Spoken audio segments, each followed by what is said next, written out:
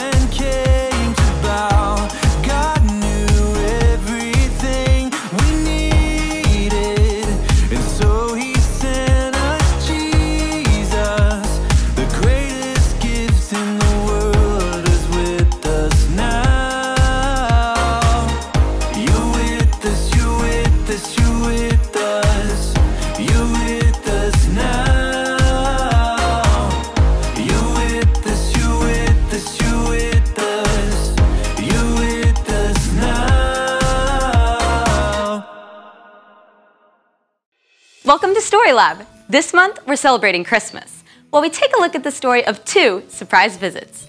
Oh, and we're also gonna be doing this.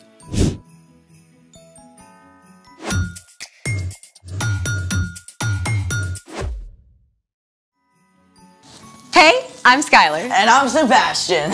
We're talking about Christmas, which is celebrating Jesus, God's greatest gift. You know what there is a lot of at Christmas? What? Surprises. I love surprises. Great. So you're going to surprise me? Okay, have you ever watched A Christmas Carol? Yes, well, there's the Scrooge. Every fool who goes around with a Merry Christmas on his lips should be boiled in his own pudding and buried with a stake of holly through his heart. And he's visited by 3 spirits that help him understand the true meaning of Christmas. So you are going to get 3 surprise visits. By what or who? Just be patient. Now, you know what happens in your body when you get startled? Here, look at my hand. Is it shaking? Nope. So why? Now you're shaking. But yeah, I wasn't expecting a 6-foot polar bear thing. Exactly. You got startled.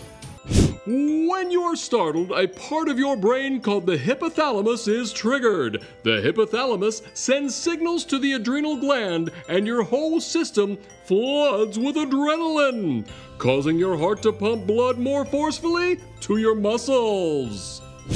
My heart is definitely pounding.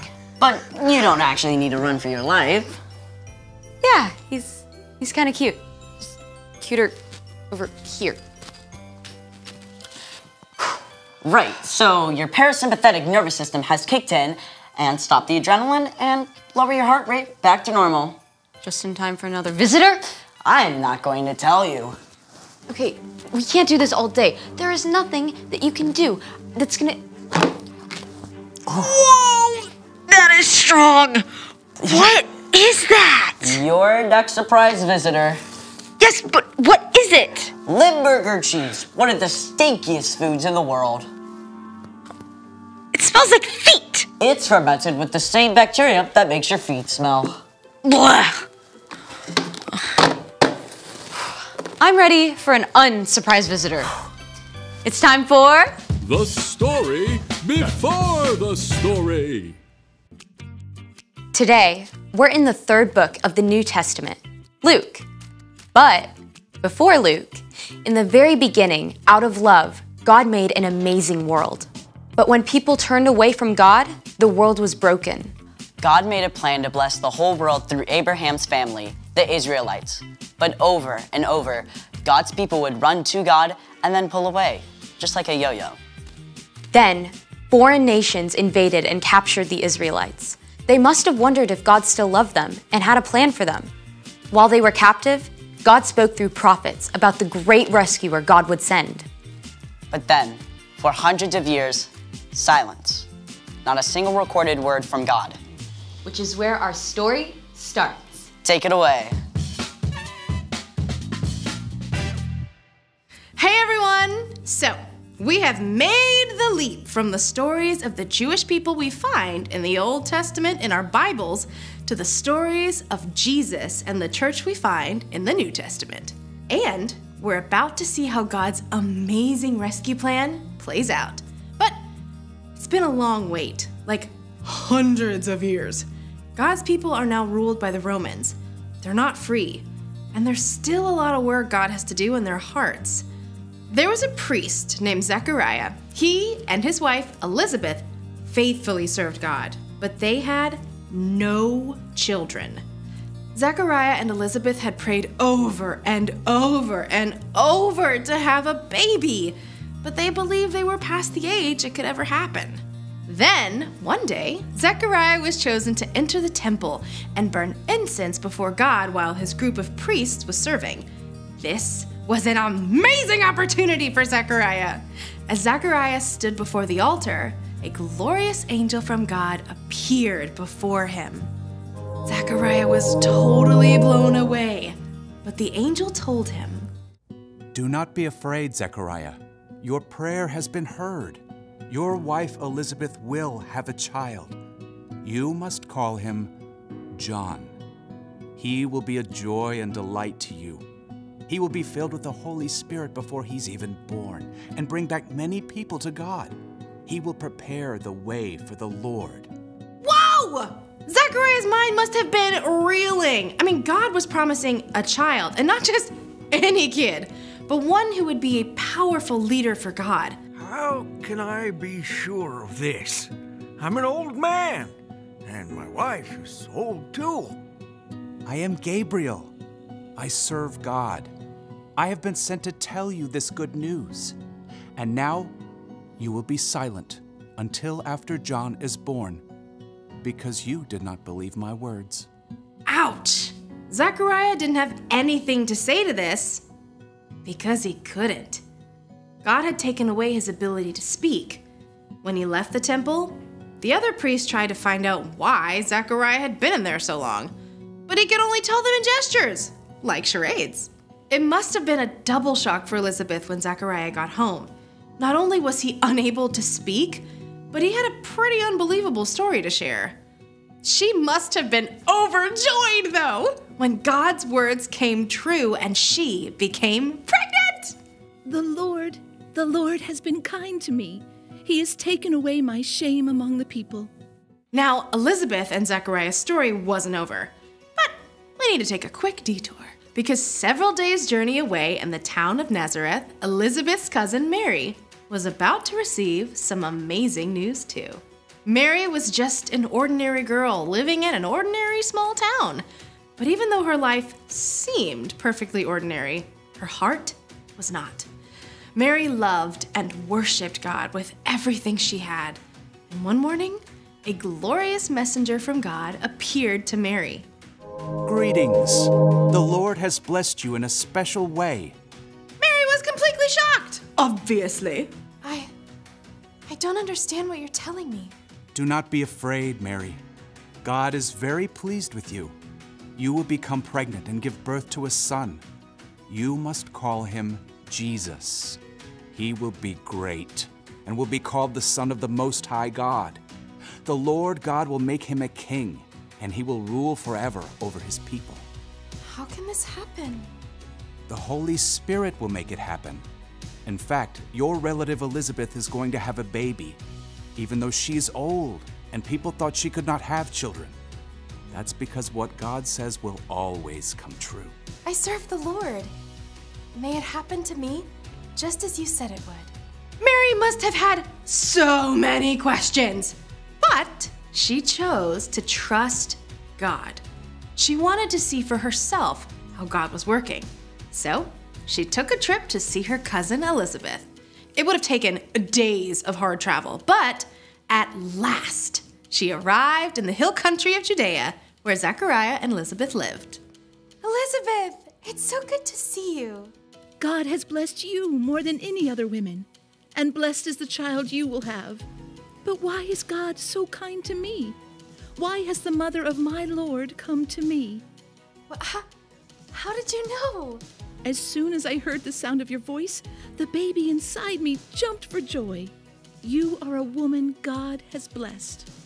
You believed that the Lord would keep his promises to you. Mary stayed with Elizabeth several months. During that time, the joy in her heart overflowed. My soul gives glory to the Lord. My spirit delights in God, my Savior. He's taken note of me even though I'm not considered important. And after 3 months, Mary went home. Soon after that, it was time for Elizabeth to have her baby! All of Zechariah and Elizabeth's relatives turned up to celebrate. Oh, hi there, little Zechariah. No, he must be called John. Oh, but no one else in the family has that name. Everyone turned to Zechariah to get his say, but of course, he still couldn't talk. So he gestured for something to write with. Zechariah wrote, "His name is John." And immediately, he could speak. John! His name is John! Praise God! Everyone was filled with amazement, and the news spread throughout the whole region as they asked, "What is this child going to be?" The end. Or at least, to be continued. Can you imagine if an angel showed up right here? That would trigger some adrenaline for sure. Or imagine being Mary or Elizabeth. Mary thought it was impossible for her to have a baby, and Elizabeth thought it was impossible for her because of her age. But anything is possible with God. So what's our part in the story? Well, we all have things in our lives that seem pretty impossible. Maybe your mom and dad really want to do a family hike up a tall mountain, and you feel like there's no way you can make it. Or maybe your best friend moved away, and you won't get to see her until next summer, and it feels totally impossible to wait. Or maybe you have a ginormous book report or a really hard test. You know, when something feels overwhelming and impossible, stop. Take a deep breath. Remember how God has done the impossible. Like giving a baby to Zechariah and Elizabeth. Or parting the Red Sea so the Israelites could walk right through it. Or creating the entire universe. Exactly. You can even think of times when God has done something that seemed impossible for someone in your family, or even you. Ask God to give you courage and strength to keep going, knowing anything is possible with God. I feel like I could climb a ginormous mountain right now. Hey, go for it! I'll see you guys next time. Bye, Erica. So here's the thing. Anything is possible with God. Yep, even this. Oh, who's this little guy? Your third surprise visitor. Now this is the kind of surprise I like. Thanks for joining us in the Story Lab. We'll see you next time. Oh, you poppers. I hope you enjoyed today's C3 Kids Online K3 edition.